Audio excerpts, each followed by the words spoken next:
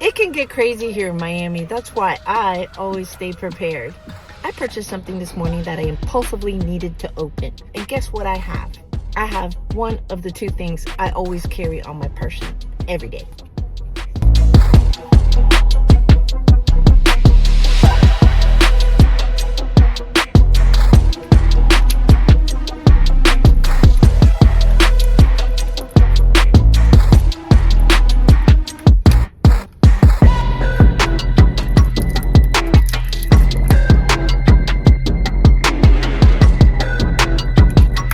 At this age of my life, I don't walk through life carelessly like I used to sometimes.